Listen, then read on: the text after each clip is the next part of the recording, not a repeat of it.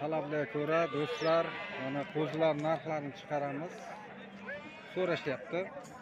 Nech puldan aka bular? 22 dan. 2200 dan. Qarshimisiz o'zga olaman.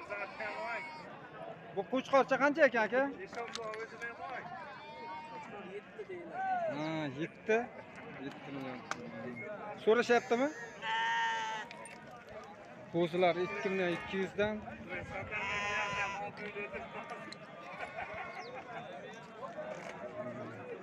Bozor unchalik so'rashmayapti deyishyapti.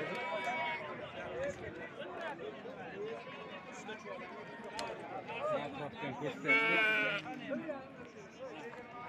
Katta qo'chqorlar chiqqan.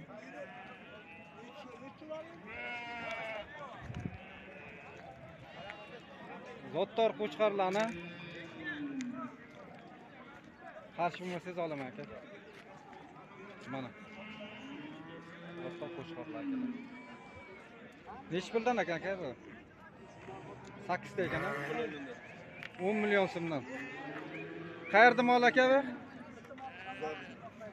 G'uzor qo'chqorlardan. Zotdor qo'chqorlar ekan. 10 million so'mdan.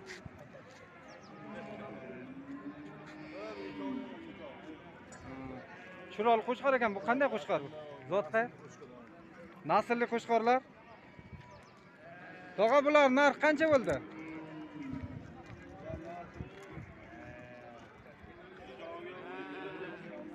Ikkoviga 12 da 6 milliondan da.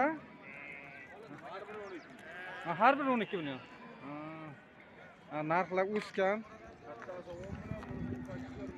O'zi ham zotdor ekanda. Ko'riyda 10 millionlik qo'chqorlar. Chiroyli zotdor qo'chqor ekan. Shuncha narxi baland bo'lsa kerak. Qo'zilarni so'rab o'tamiz. Assalomu alaykum. Qo'zilar narxini ayting. Qo'zilar 3 milliondan deyapmiz.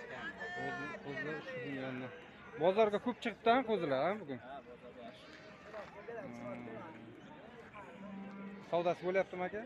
Savdosi 2,5 bo'lyapti. 2,5 dan. Sotdinglar? Sotyapmiz.